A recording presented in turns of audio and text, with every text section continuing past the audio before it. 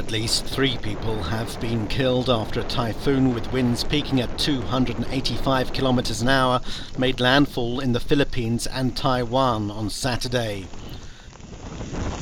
Super Typhoon Mangkhut, which is a Category 5 storm, moved in from the Pacific, striking the northern Luzon island overnight.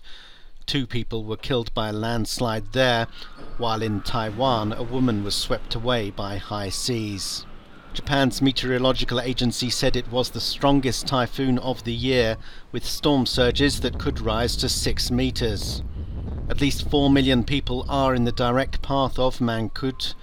Emergency services, medical teams and volunteers are on standby to help people hit by the storm.